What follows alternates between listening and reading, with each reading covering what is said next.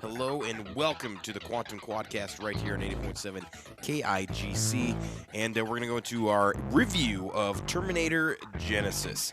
And as for me, I am John AP.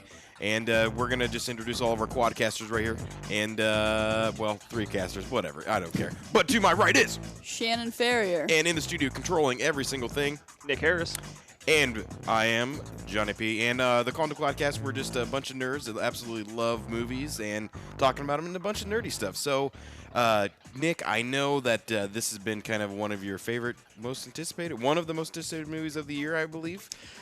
Yeah, probably. I'm a huge Arnold fan, so I have been looking forward. Pretty much anymore, I just look forward to any chance to get to go see an Arnold movie in theaters. So I think it's a treat in that sense. But we can get into my expectations here in a bit in the overall review of it. But yeah, so let's jump into it, guys. Let's do this. Let's start with Shannon. You want to talk a little bit because mainly because No, I'm just excited to know you wouldn't tell us what you thought of the movie. So I'm not really have much background on what you like or think about Arnold or action movies or Terminator. So why don't you tell us a little bit about your experience watching it? Well, as far as, my feelings on Schwarzenegger, you and I go back and forth because you're obsessed with him and I could take or leave him kind of a thing. So it just kind of goes on that. I did like him more. I did like him more than I thought I was going to in this movie, which I thought was kind of a nice surprise. I think it was a little bit more, sometimes at times, dramatic role for him in a little sense. I guess I haven't seen him in a lot of other things where he played any kind of character like that, so it was kind of interesting. I could agree. Overall in the movie, I definitely liked it. It was the first time I was at a movie and I thought, this is a prequel, a sequel, and a reboot simultaneously. Yeah. So I'm sure it's been done before, but this is the first time I actually sat through it and was like, wait, what? They're doing the past, but then they're redoing the past, but then they're setting up more stuff, but then we're in the present? What? So, that part I thought was kind of awesome. Overall, so you liked enjoyed it. that I did like it. I like liked that. it. I liked it. You did like it, so you enjoyed like it. Are you a fan? Do you have a background with the other Terminator movies? Did you grow up watching those or anything? Grew up watching the first one, watched the second one when I was older and terrified of the metallic guy. Don't like him. Don't like him at all. Haven't seen Salvation or Rise of the Machines yet. I've seen bits and pieces, but I've not seen them in their entirety. So I need to check them out sometime. After seeing this, that kind of got added to my list at some point. So, I'm a little more motivated to do it now, I guess I would say. Yeah. But, overall liked it. Like I said, would like to revive my interest in the series. I probably won't go back and watch the first and I second don't think one, 3 and 4 are going to, Well, yeah, I've heard you pretty much just need to pretend they didn't happen. So, still worth watching, I think, to kind of compare, even though they've if you're a big fan, I mean, it'll be probably fun to watch just if you really like the Terminator concept. But beyond that, if you're not a Schwarzenegger fan and you're not a big Terminator fan, so don't waste probably 4 hours of my life, probably, is what you're saying. I'm both, and I still didn't like the fourth one, Salvation. Ooh, so that speaks terribly of that. But not that great. All right, so it seemed like you had a good time at it anyway. John, let's jump over to you. What did you think about the movie? Did you have a similar good time? And also talk a little bit about your background on it. I did. I went to the movie not thinking. In all honesty, Nick, when you showed me the trailer, I was like, yeah, that looks like it's going to be a piece of crap.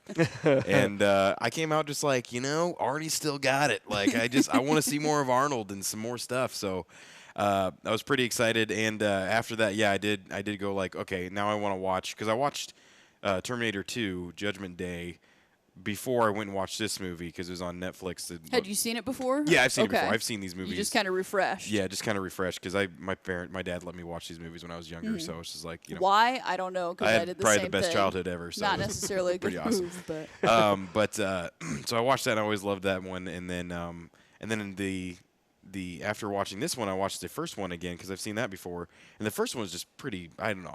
I liked it. It reminded me of like old school like video games with the music and stuff, and then also it also sounds like the movie kind of starts off like No Country for Old Men, and then you realize, oh, he's a freaking robot. What?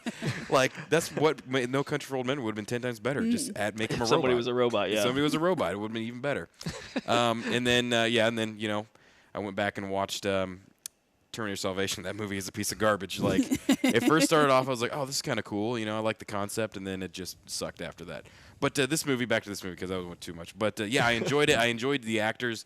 Mainly Arnold Schwarzenegger, I think that was pretty cool. And I kind of thought it was funny how they found either, if they didn't superimpose a classic Schwarzenegger face onto a body, they found a different version of the original character. Because, I mean, Robert Patrick's character, who was the T-1000 in the second one, they essentially just found the Asian version of him in this movie, which I was just like, whoa! Like, what? They got Robert Patrick back? Oh, no, it's not. It's close, though. I did like it, though. I mean, he did remind cool. me. Like, it was a cool throwback to the other one, so I loved that so part. I enjoyed it. I walked out of the movie like, that wasn't a waste of, $7. I mean, that was actually pretty good. And, I mean, would I go back and watch it again? When it comes on Netflix, maybe. But I don't think I'd pay to go watch it again just because there's more movies coming out. And I'd probably watch Jurassic World again. So.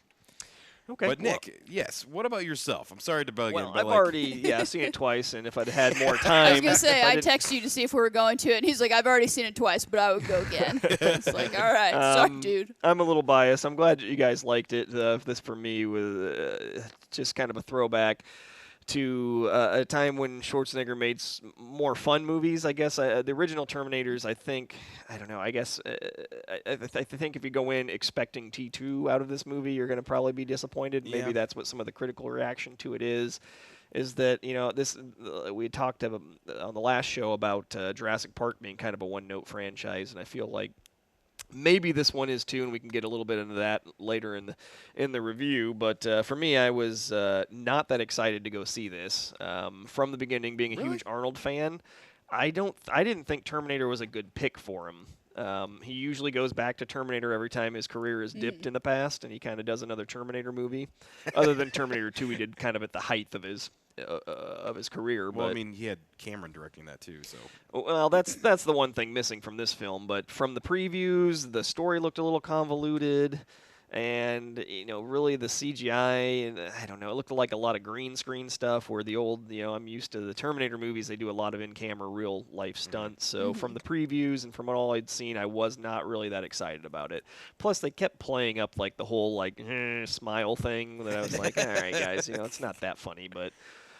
I was pleasantly surprised when I saw this. May have had to do with my low expectations, but I had a really fun time watching it. I have plenty of problems with the movie, but I thought it was just a really fun movie that had good pacing. I think the movie moves fast enough along that I don't really stop and think about some of the dumber moments in the film, which we can get into too. But I thought there was a lot of things they nailed, and there was a lot of things they did that really surprised me. That I think the last two Terminators before it, Terminator 3 and 4, really had kind of fallen flat on, especially 4 for me. I just did not enjoy that one at all. But which one is that? Is that Salvation? That's or is Salvation, that, okay. yeah. That's Christian Bale's take on it, right? Where he's essentially Batman in the entire movie with that. Oh, yeah. I mean, to me, I've always said the Terminator franchise needs 3 things. It needs Arnold Schwarzenegger, it needs James Cameron, and it needs a bad guy that's going to top the T-1000 to make a successful sequel to it. Yeah, and I know the T-1000 just kind of made it so you couldn't. But I feel like this film actually did come up with a better a concept that I thought was more integral to the plot and a little more dynamic than the bad guys in the last 2. They kind of did something similar in Salvation, trying to make a Terminator that thought it was human, and the one before that was the Terminatrix, which just seemed like they had no good idea. So they said, well, let's just put the exoskeleton together. Yeah, let's put a chick in there. That'll be hot. Yeah, and didn't have a great idea. Now we don't have Cameron in this movie, and I think Alan Taylor is kind of a sad excuse for James Cameron. But now, what else has he done? I'm not familiar with him. He came up. He was big on Game of Thrones. He did like a lot of the key episodes of Game of Thrones. So that would make sense as to how they kind of pulled in Amelia Clarke, the Sarah Connor character, that's where she came in because that was unexpected to say the least. Even though she's a total BA in Game of Thrones, I guess they saw her very differently in Terminator and didn't picture that casting at all. But I loved her in it. Actually, I kind of agree. I think overall, just for me, growing up as a kid with the summer movies, what now are superhero movies, to newer Pretty generations. much. I mean, To the there's young nothing Used to else be it. Schwarzenegger, Stallone movies Yeah. when I was growing up. So every summer you knew that you're going to That get would a have been a big better time. big action movie from Stallone. You're going to get a big action movie from Schwarzenegger. So this took me kind of back to being a kid again. So if I kind of detach my brain a little bit, the film helped by moving quickly. I had a really good time with it. I thought Arnold was used superbly in this film to his best strengths. They didn't dwell on him too much. They just like pretty much sniped him into the movie for all the awesome scenes, and I just totally enjoyed every scene he was in. But I'm a little biased because I'm just a huge Schwarzenegger fan. So say at least I had a good time. I think I could probably go back a third time and watch it and still enjoy it. So let's jump into it a little bit and talk about the film and maybe talk about some of the problems we had with the film. I think because to me this was a very flawed film, but I give it a pass because on an action movie level, an action movie needs to be, have decent action and move at a pretty good pace and just be a fun time to watch, I guess, is what I'm looking on a surface level. If it can deliver things like T2 does that has, a different layer of social, commentary to it, plus a whole sub-theme of, technology gone bad and stuff like that this one doesn't really tap into too much. Generically, I think with the iPhone kind of, our smartphones are going to kill us thing. Yeah. But so for me, it fulfilled that level of entertainment and kind of cinematic ecstasy with just stuff. Cinematic ecstasy. Ecstasy. Wow, that's a bold statement, my friend. Really enjoying it, and then you throw Schwarzenegger in, and you made me a happy Nick's guy. in. But you Shannon, you said you liked Emilia Clarke. John, did you feel the same or? I don't know. I didn't. I thought her character.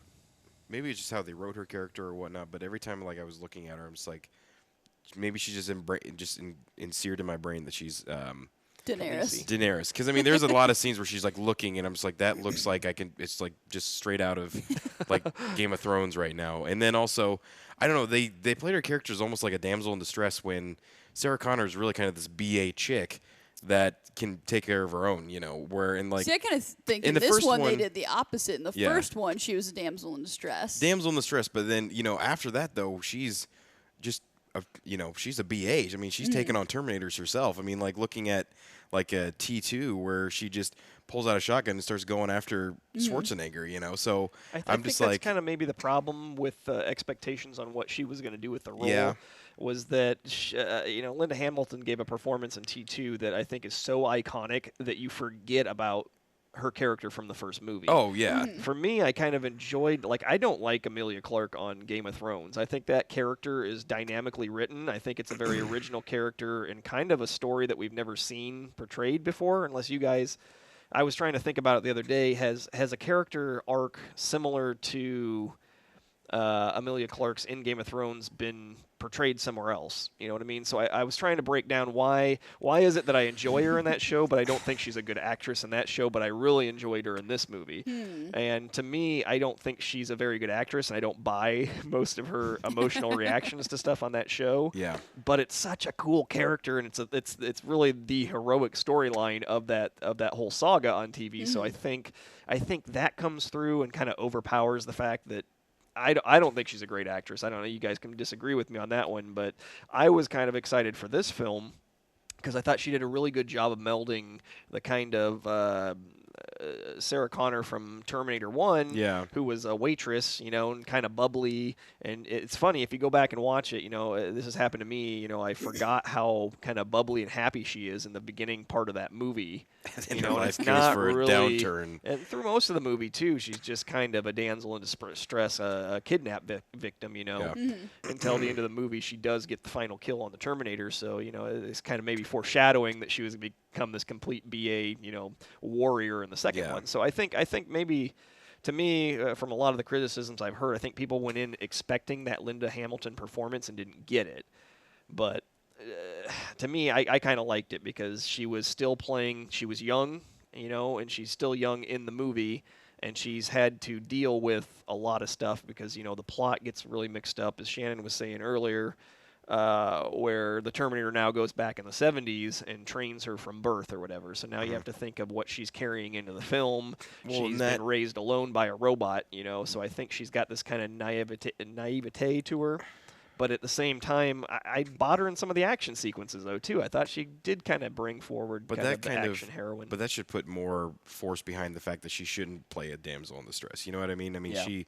She had Terminator, the T-800, training her all the way through her entire life. Yep. Like, she should not be this person that just has to be saved every time by Kyle Reese, who, honestly, I thought he would be more the dame in distress. Is that the right word for it? I don't know. The dude in distress. They did kind of reverse that role where he comes back. In the original film, he comes back as the savior, as the warrior. Yeah.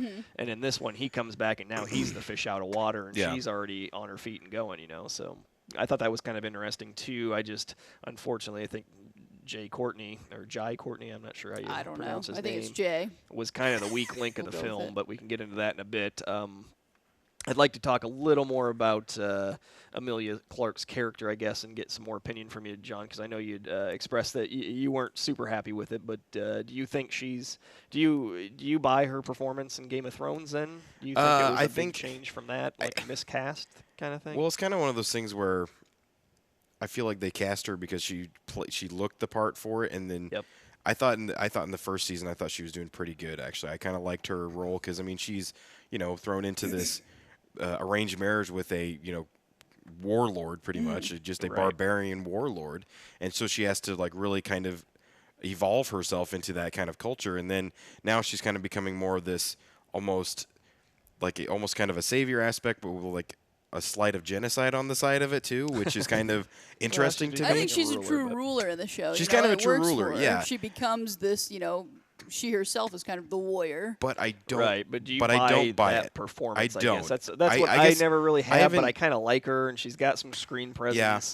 I like her because she has the dragons. Wait, that's you like her, but you don't like her. It's I'm weird. So I have a weird relationship with Emilia Clarke. Okay, Shannon. It's complicated. So, Facebook. It's complicated. Yeah, okay. I can't even. But I don't because maybe it changes over season 5. I've seen season 4.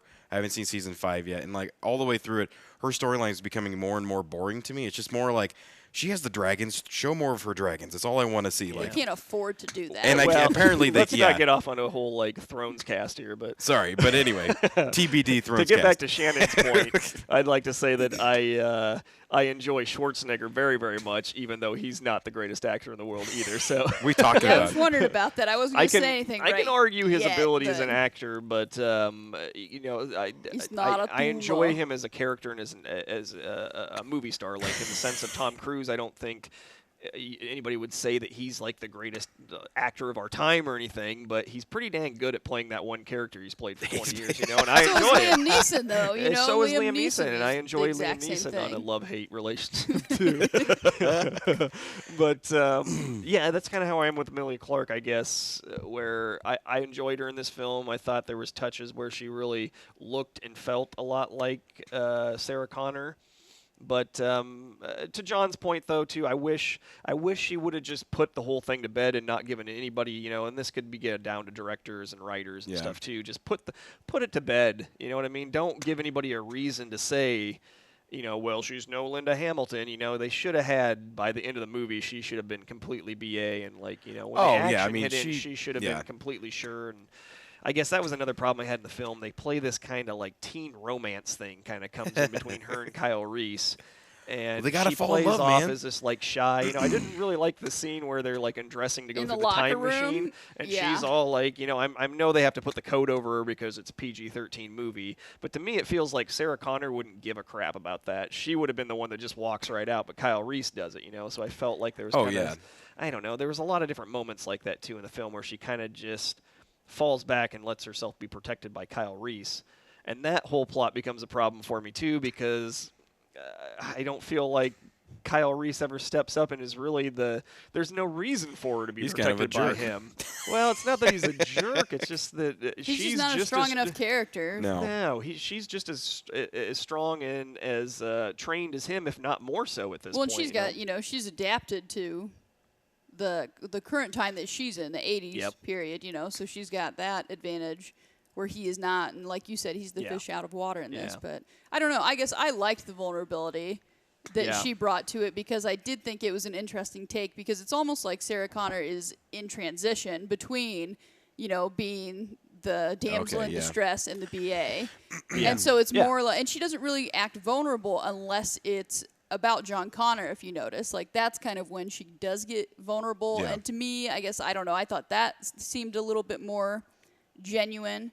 So I guess I didn't mind that at all. I didn't think it was great acting. And I just, when that scene in particular came out, I was just like, oh, God, is this whole movie going to be about when they're going to bone? Like, is that what this is? Like, how many times are we going to, like, It's like a did you teen mate? Like, comedy, no, yeah. it was like, I like that you're running losing joke. me. I thought Yeah. that was It was a good one, but at the same time, like I said, I just, immediately I was just like, oh no, please don't have this be the entire theme the whole time. Well, I kind of thought they could have dwelled on moments like that, like some of the weird moments that they've now created in the timeline by going, through time and changing timelines Yeah, I'm and dynamically confused as changing crap. everything.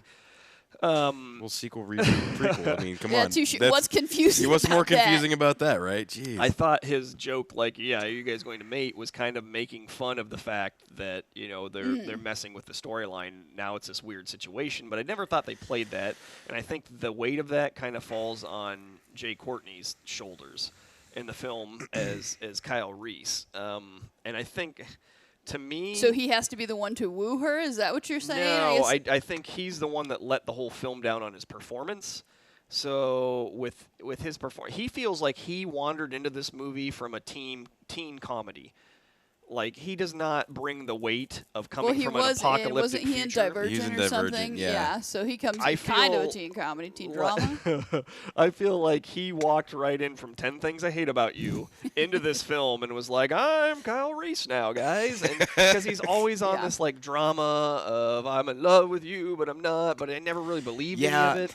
He should be bringing in the full weight of, the whole movie starts with him. From a kid, he's grown up in this world. Did you ever once in this movie feel the weight of that? Like, go back and watch Michael Biehn. He is legit crazy in that first movie because he comes from a world where no normal human being would ever come out of it. You know what I mean? At the age of 30 or something like that. Well, like, funny, that's the weight he didn't bring into the movie. What's funny about comparing those two, I mean, like in the first one, you can tell right from the bat that he's nuts is because he pulls out a shotgun in public and shoots the Terminator at like a bar or whatever. Yeah, he has no... and in this one, he really doesn't do anything. Like, he just kind of comes in like, I need to find you because I love you, and then pork. Well, so we he have acts John Reese or normal. whatever. Or not John Reese, John Connor. Was that he acted normal in every situation. He acted like somebody from this time would act. Like when they're in the hospital, he has no problem just kind of like, oh, yeah, I'm going to tell you who I am and all this. You know, in the first movie, Kyle Reese does that too, but it's because he just doesn't understand why they don't get that he's from the future. You know, he has no concept of that breach between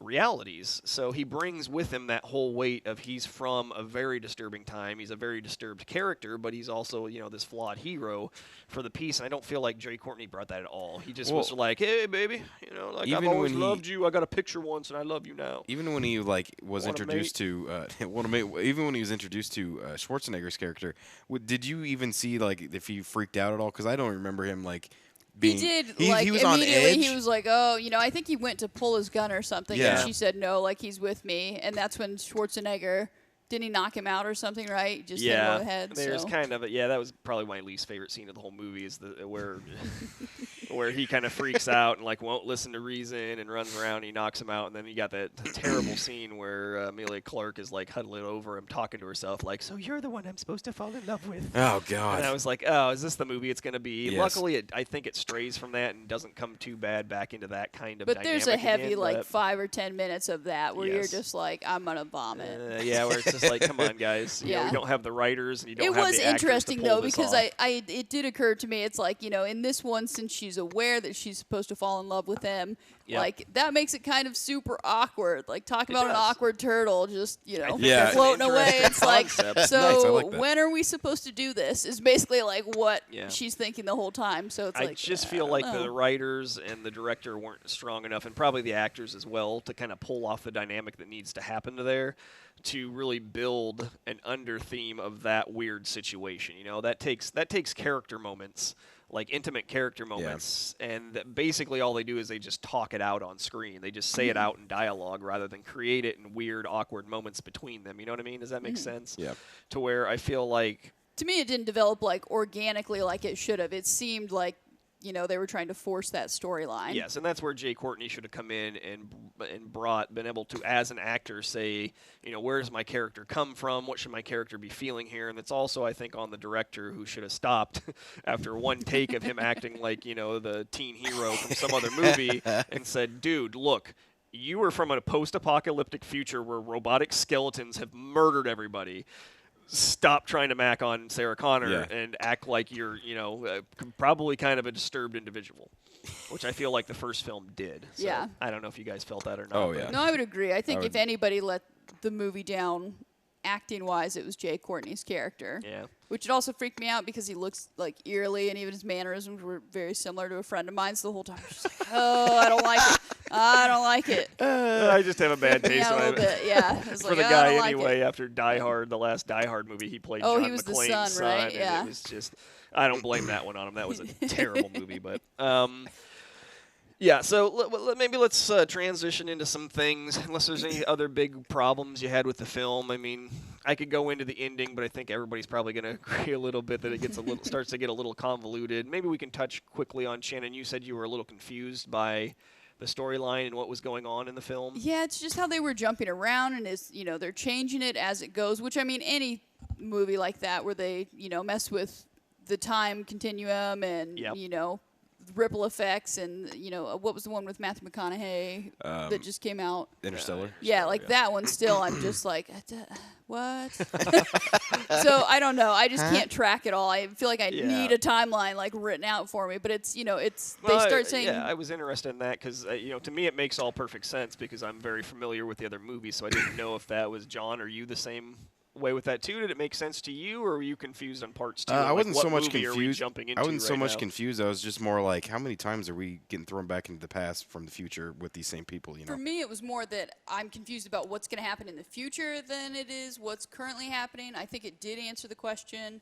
Because, from what I saw in the first couple of movies, there were a couple points initially that I didn't really know what was happening, but it ended up kind of answering everything for me. So I think that was okay. But yeah, to me, it's more like what comes next that I'm confused about with the timeline. Oh, okay. Just so that we'll they see didn't how the next explain one. enough in the movie to tell you, like, yeah, and they kind there's of some allude to unanswered it, questions. and I think I can draw my own conclusions because I'm not an idiot. But at the same time, I'm like, I'm more interested in how they're going to pull it off, I guess I should say. Yeah, well, because they always, every time in the movie, there's always this future that they have, and it seems like every movie they always give you a tease of like, we're gonna win, but we're gonna make a sequel that's not gonna continue this story that we're talking We're going to make about. 6 more sequels because it's easy Well, money. like Terminator Salvation ended on the high note of like, we destroyed Skynet, but we're still gonna make another. But it's still hinting at another one. Like, Yeah. what the, like, dude, make up your mind. Yeah, this one was pretty bad at kind of doing that, where it they It kind of tried to drive set off at so the end. much up. And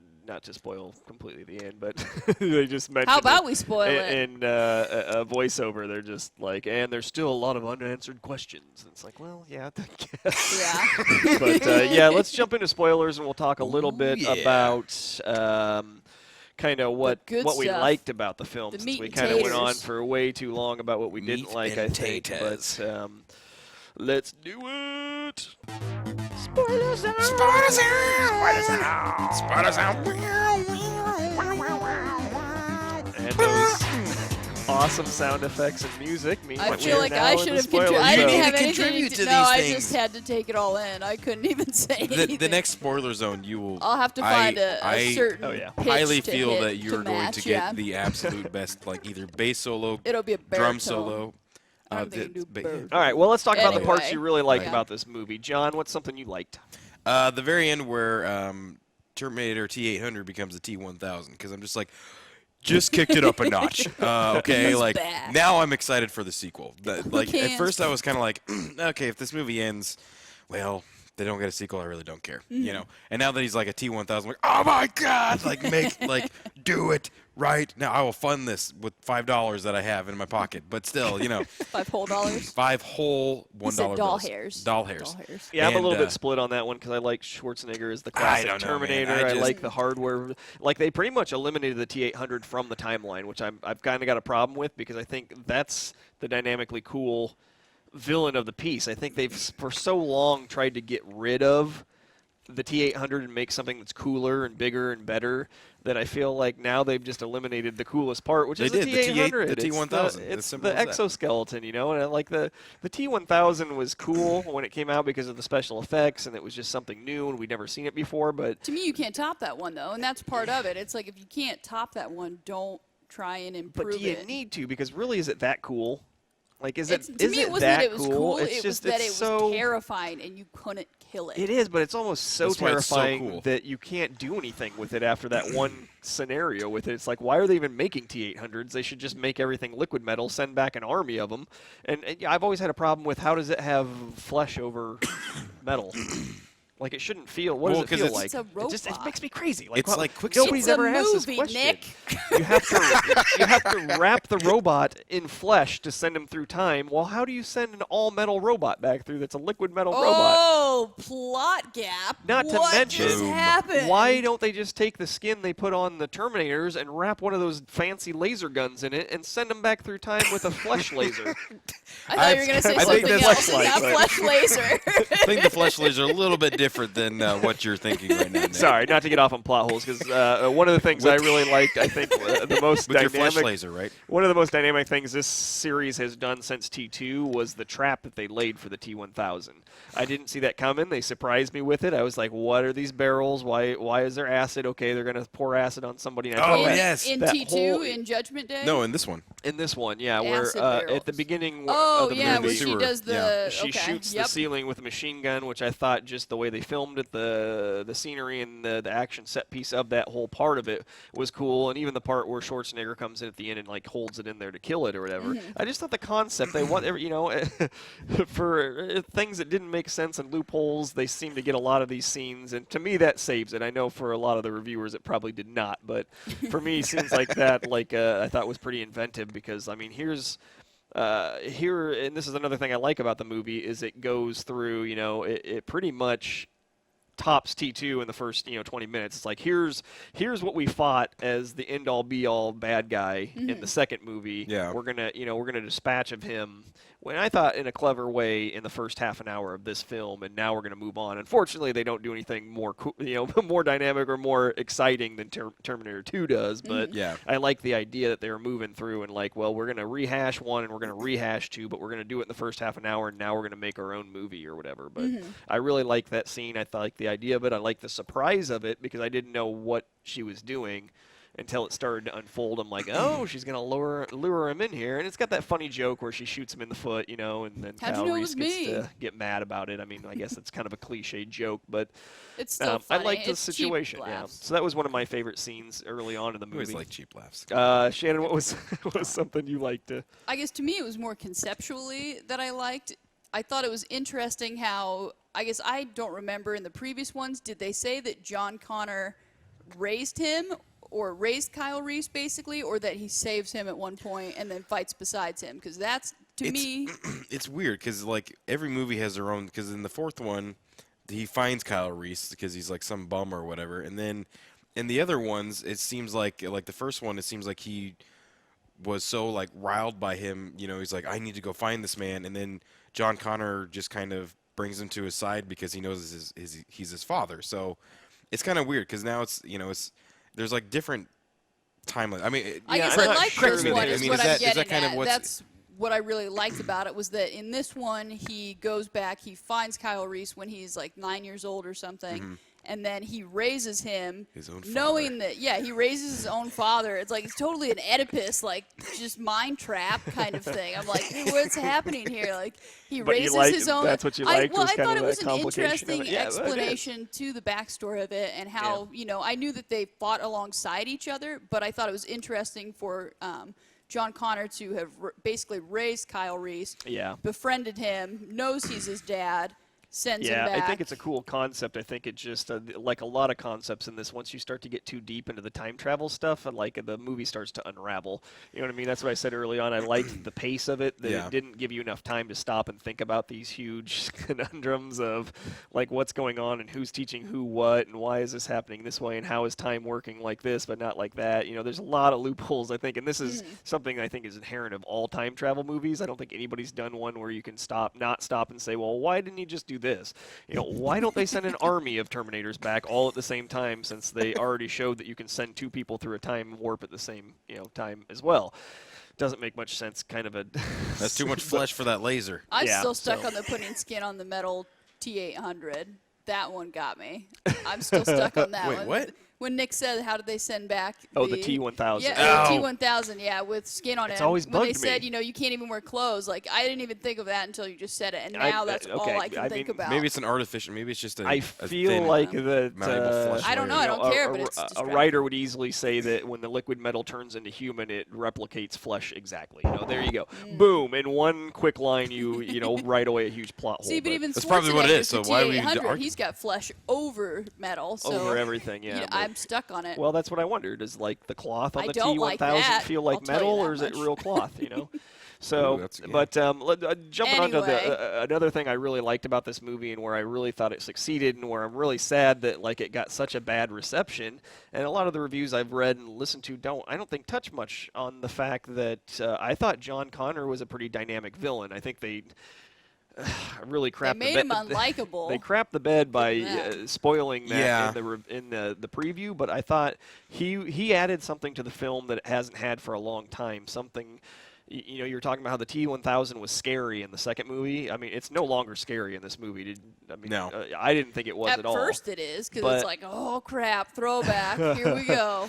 But yeah, I think they dispatch it too fast. Where I thought, this is where the movie hits on another one of my points. You have to find a bad guy that's more dynamic than the T1000. Yeah. And I thought they kind of did that just by. This is more on Jason Clarke than the actual character he plays, but a couple different levels. One, his performance I thought was creepy while also being touching and endearing. And I think that's the other side of it, is that by making John Connor the bad guy in this, and he turns into a robot, you've now put another Now they can't do emotional it. dynamic Yeah. into Can't the do it. characters of where now, and I don't think they exploited this to the level that they should have. There is one good scene where I thought Jay Courtney was good.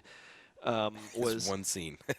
just the one scene where Connor finds them in their holdout. They're inside of a mountain or something, some Bond, Yeah. Bond style layer that Schwarzenegger's built. On the And, middle of one of the most popular hills Yeah. in San Yeah. Francisco. Full of Nobody tourist saw trap. this. Full Yeah. of nuclear weapons. No and doors, whatever. nothing, open whatever. cave. Don't dwell on those potholes.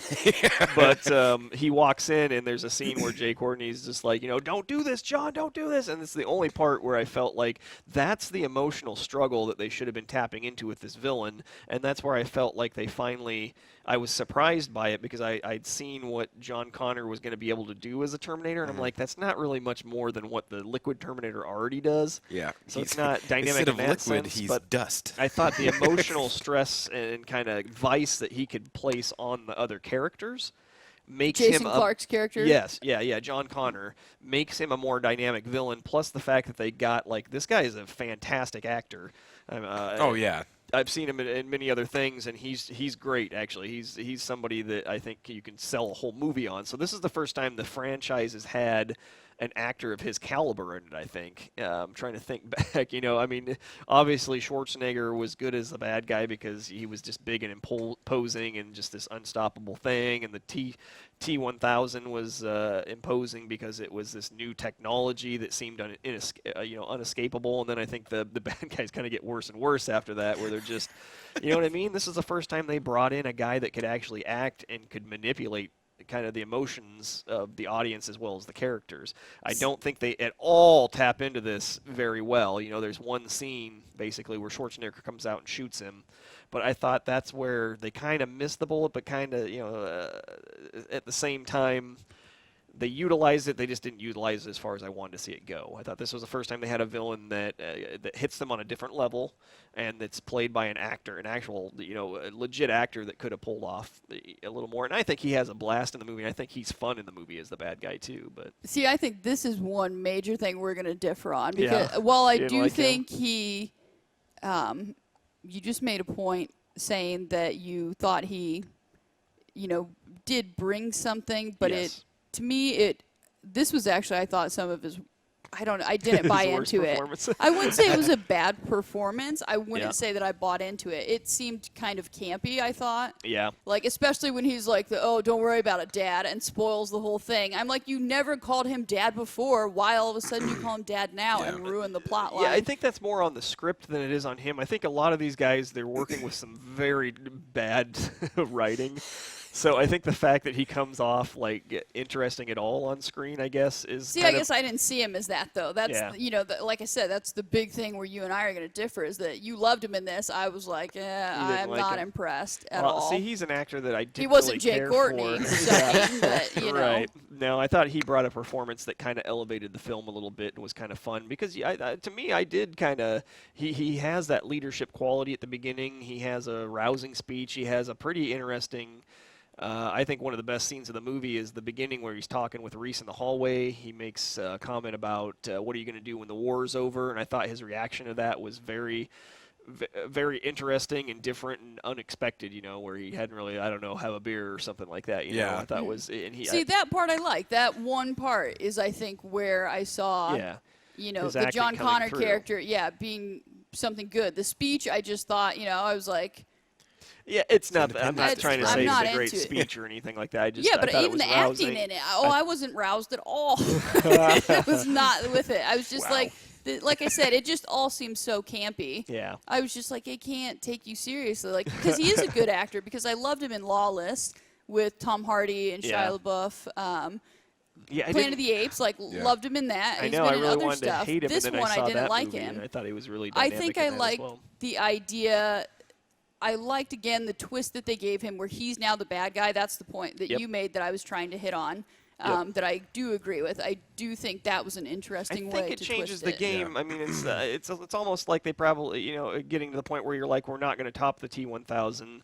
Well, let's not try to technically make a bad guy that is more cool, looking. Yeah. And, let's make the character and that's more good at deadly. that, Psychologically. Let's make one that messes with the heads of the characters, Yeah. which I think. But like I said, I don't think they exploited this to its maximum. Where I felt like characters that shouldn't have got over this very quickly got over it really quickly and then just blow them What away. part that he was the bad guy? That he's the bad guy, yeah. I think they realize, though, that they have to, they don't have a choice at that point. He's going to kill him. Well, What are I you gonna also do? feel like they went too far too fast with is it Jason Clarke? The John Connor character? Yeah. Yeah. Like they went. He was starting to be kind of in between at the beginning, where he's like, I just want to be with my family. I'm this robot now. It's changed my perspective on everything. Now I just want to be with my family. I thought he changes from that really quick to where it's like, well, what if we don't follow? Well, then I kill you. Where I felt like that, like that's where they stray from using this dynamically, where he shouldn't have been like, I kill you, like, don't make me do that. I think if he would have played the opposite direction, became more compassionate, and that John Connor that everybody, fell in love with and followed had come out, but he's bad. I think, so the characters are struggling more. I think they just, the writers didn't want to deal with that. They wanted to make a quick action movie, so they kind of they write it out real fast, like, well, I am this charismatic leader, and you're my family, and I want you to be with me and rule the world together as father and son. That whole rousing When speech. I've raised you. And then he's like, well, what if we don't? Then I kill you. And then it was like, and game on. So now I'm just going to murder everybody. So I don't know. I just didn't think they used it. It's one of my favorite things, but also one of those things that disappoints me that they didn't exploit it further. So I liked it. Again, apparently that's another point. I'm just going to disagree with you on almost everything tonight, apparently. Like, I like that part because it was more like matter of fact. I thought that seemed more real that, he is part robot and he's not going to feel, and he's thinking more logically than emotionally in that point. Right.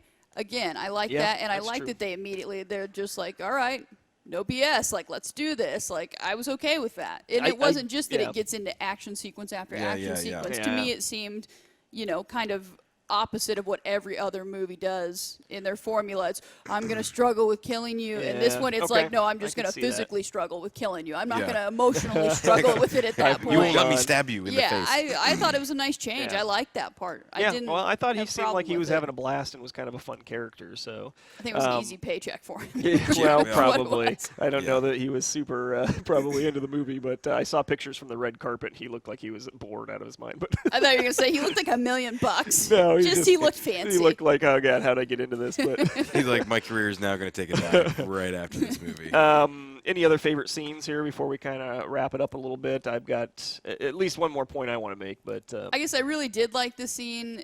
The one thing that sold me on Emilia Clarke, because before the trailer, like, I saw that she was in it, and I was like, well, I'm going to go see it just because I want to see how they've worked her into it. But right when she pulls up, opens the bus door and says, come with me if you want to live. Yeah. Like, that one, I had to do a double or a triple take. I was like, is that friggin' Emilia Clarke? Like, because it did. Like, it immediately, I made the connection with Sarah Connor and it being her, and because they showed the picture before, and I was like, who's the pregnant chick? Like, with the headband. And, like, I didn't even see her in that one, but as soon as she opened the door, like, I think they even had her in, like, the same black tank top or something, and maybe that's what helped me make the connection. But that scene I really liked because it set the tone. It's like, we're in for a ride. Yeah. Like, okay. yeah, I think that's kind of what I liked about the movie is they found these actors that almost look pretty close to Similar but not. Similar it's a but weird not dynamic, yeah. to the the original people. I mean, like even the guy that played Kyle Reese. Like looking at him, I'm like he kind of looks like Michael Biehn right now. Like there's a couple scenes where I'm looking at him like he really has this like Michael Biehn look to him. But then then the acting just ruins it. But I mean, even to the point of like I said before when I was saying before like how they found like a Robert Patrick that looks like.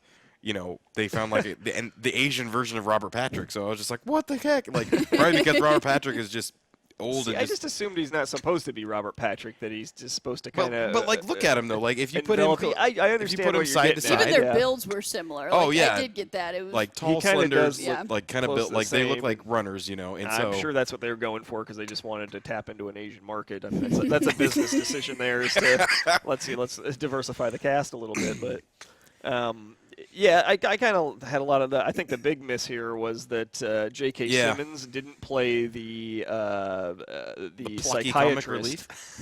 Did anybody else think he was going to be the bum with the stolen pants?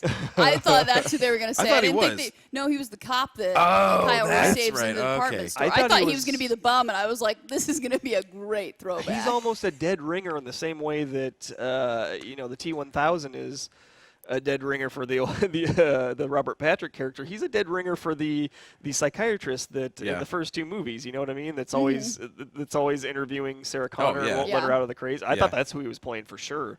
So I thought it was. I loved the he was character they completely introduced, wasted. but And I feel like he would have a bigger role in the second part of it. But I hope so. if we ever get one, which we- I'm thinking is very slim chance at this point. I don't know. I think But, they might. They'll still bring it back again. Let's be honest. We'll If see they've how made this many overseas- Spider-Mans, Yeah. come Well, on. Well, not That's even that. true. Look at all these Terminators they made. Like, I don't think the third one or the fourth one got as much money, like, at all. And somehow they're like, well, it's been about 5, 6, 7, 10 years. Let's make another one, So they'll make a reboot, sequel, Yeah. prequel, and Well, there was You know. a bidding auction, and some kind of financial group or something purchased the Terminator rights. I don't know how, 5 years ago, something like that. So somebody paid a lot of money for the rights to this So franchise. is it like Batman where they have to make another movie like I every don't 5 think years? so. I think or they own it, but lose they paid rights? like a very large amount of money for it. So I think no matter what, we will see another iteration of it. I just kind of feel like with the reception of this movie, They're going to reboot yet again. they're just probably gonna reboot and do something different with it. I want which at can least go one either more way, with a but- relatively similar cast, but let's Yeah. all agree that Jay Courtney's out. yeah. We're all okay with that? Well, yeah, and I think I want to talk about the last thing that I really enjoyed in this, and I'm totally biased, but was Arnold. I thought he was pretty fun in this, and the most fun he's been since his comeback. I think probably the meatiest. It's weird to say, but the meatiest role he's got, which is pretty much nothing, just be a blank robot. But I mean, I guess a lot of people would say that's pretty much the only thing he's good at. But I think for me, Arnold's always had a lot of a lot of charisma and screen presence, and I think that's what he built. I mean, I think people forget that he was once the biggest action star, probably the biggest like entertainer in the world for a good 10-year period through the 80s and 90s, and that he didn't get there by being stupid and just good looks and big muscles. I mean, he got there by making very intelligent And he married decisions a on the Kennedy. movies. Yeah, well, that probably wasn't a very Didn't dumb hurt. idea either. No, it So was not. I mean, he made it there by just sheer will of willpower and star power and just the screen presence. So I mean, you got to give him that at the very least. But I think within his realm, I always say that if you put Al Pacino in Predator, it probably wouldn't be that good, would it? No. Same way that if you put Schwarzenegger in The Godfather, it also wouldn't be very good. So, but I think he's fantastic in Predator, and I think I don't know, maybe Pacino would have pulled it off. No, I'm talking about Schwarzenegger would have been perfect. Kill it! Hoo-ah! Hoo-ah! Hoo-ah! But anyway, I thought he was really fun in this movie. I thought I loved the age. I loved that they went with the gray hair, and I he was really self-conscious about it. As a huge, probably Schwarzenegger's biggest fan, I had an absolute blast with him in this film. So I had a lot of fun with that. I hope you guys enjoyed that too. I don't know. I think that for me, that was kind of the draw. I mean, in all honesty, if they made this sequel and Schwarzenegger wasn't in it, I'd be like, that is never even watching it. Not even Well, obviously they went way out of their way in order to make sure they could get old Schwarzenegger into this film. And somehow. I thought it was the whole movie's just to get old Schwarzenegger into the movie, and I thought it was turned into a liquid Terminator. completely worth it. I was just like, yes, and even yes. And so they did utilize him well, I will say, even as a non-diehard Schwarzenegger fan. Like let me put it this way, I liked him better in his comedic roles. Yeah. So, even as that, I did think they used him well in this. So. Kind of. Yeah, I liked him. I liked his. I'm just kind of disappointed it didn't do well because I don't know. 27% on Rotten Tomatoes. Like I said, we were sad. talking before the show, and I couldn't believe that when I saw it. So I think that helped actually me at least going into it and just being like, oh crap! I didn't think it was gonna be that bad. Well, I was expecting another Terminator 4 style disaster with this film, so I was pleasantly pleased when it was just a really good, fun popcorn action film, and Schwarzenegger was used expertly through the film to just come in and do the cool things that we want to see. At least I want to see Schwarzenegger do, is kind of be that stoic action hero. So I enjoyed that a lot. But any last thoughts or words on Terminator? It seems like we all enjoyed it, at least on a certain level. I mean, more than any of us expected. I think we could agree again. So yeah, so I think not a bad pick. I'll give you one, Nick. Oh, thank you. But that got awkward. But I think we enjoyed it. Highly flawed film, I think we can all agree, but seem at least worth a watch. But sorry, we're talking about your flesh laser. That's okay. Oh, jeez.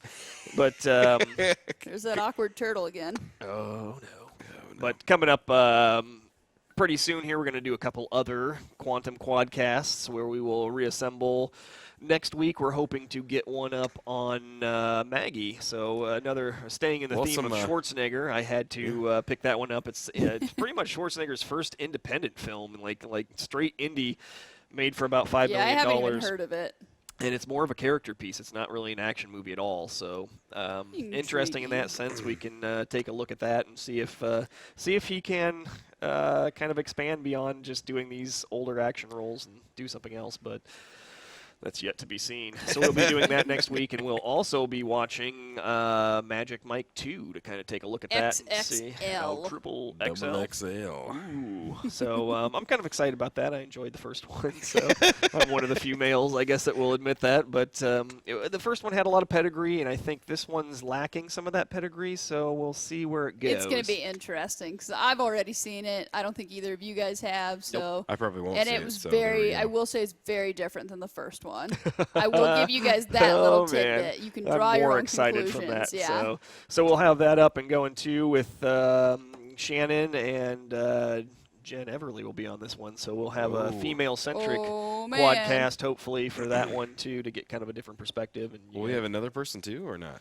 I don't know. You're voted off. Thank you. Yeah, I didn't think you wanted to come back. I did not. I was talking about we had some. I thought we had another dude coming. But you can go to YouTube and find I was kidding. NickGuyHarris on YouTube, or you can search. I think the easiest way to do it, search Quantum Quadcast, and all the quadcasts will come up. And you can also link back to the main page from there. Watch some of our other reviews. We got a pretty good one we did on Jurassic World a couple weeks back. So Mad Max is on there too. We're getting quite a few up there, guys. So share, comment. So. Yep, we love to talk. We want to interact with you. All right, I think we have pimped ourselves out enough. So should we close this thing out and call it a day? Let's get up in this mug. I'm not leaving. Yeah, I'm not doing it. Nope. All right, well, that is the Quantum Quadcast right here in 8.7 KIGC. And as for myself, I am Johnny P. And to my right is Shannon Ferrier. And in the studio controlling all the stuff right now, NickGuyHarris. Thank you for watching. Peace out.